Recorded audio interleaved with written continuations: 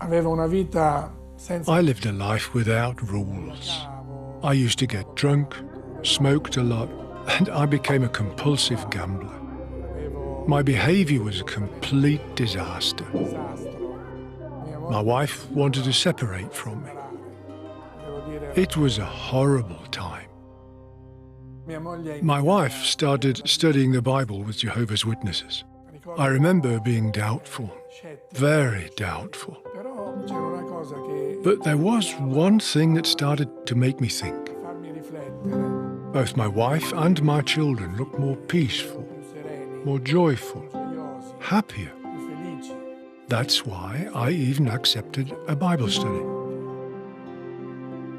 I came to realize that Jehovah loves each one of us as an individual.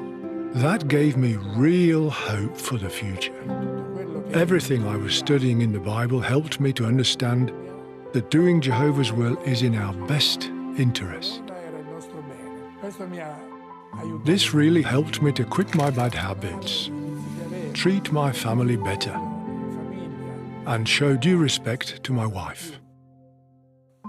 If Jehovah hadn't searched for me, if I hadn't come to know him, we would no longer be a family. Today, we are indeed a happy family, a united family, united more than ever. Only Jehovah could perform such a miracle.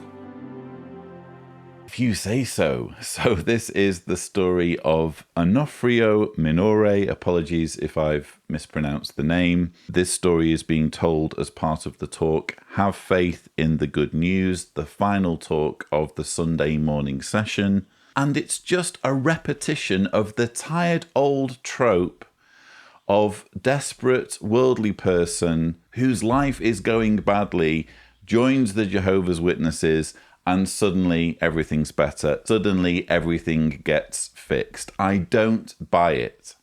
I think it's possible to be worldly, to be not a Jehovah's Witness, and not addicted to gambling, not addicted to drugs or alcohol. I think it's possible to live a happy, satisfying life without any vices, without anything controlling you, without you being unable to control yourself in terms of drugs and alcohol, without following 8 dudes in New York. If you think about it, stories like this, which we hear all the time in Jehovah's Witness propaganda, are an insult to all of those who are not and never have been Jehovah's Witnesses. Because what this is saying to non-Jehovah's Witnesses is, you sad wretches, you're all living lives of depravity, lives of addiction, because you don't accept the authority of 8 dudes in New York and allow them to micromanage your life for you. And as for his reasons for accepting a Bible study, what were they? But there was one thing that started to make me think. Both my wife and my children looked more peaceful, more joyful, happier. That's why I even accepted a Bible study. The dude accepts a Bible study just because his wife and child looked happier and more peaceful. That was his basis for studying the Bible with Jehovah's Witnesses, for essentially embarking down the route to becoming a Jehovah's Witness. Oh, my wife and kid look happy. That's a terrible, terrible reason to join a religion. I mean, by that standard, you should just join any religion that makes people look happy, peaceful, and content. And you're all already thinking of any number of religions where the followers do look happy and peaceful. Let's face it, if you think you have all the answers, of course you're going to look happy, peaceful, content. You've got it all figured out. You just happen to have won the lottery in terms of finding the one and only true religion, and everyone else is wrong, and you're going to be saved. Of course you're going to look happy and content.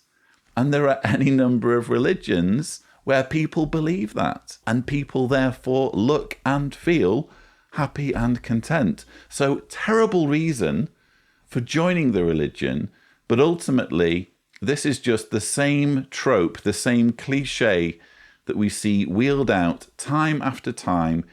This story, I'm sure it's sincere. I'm sure this guy isn't making anything up.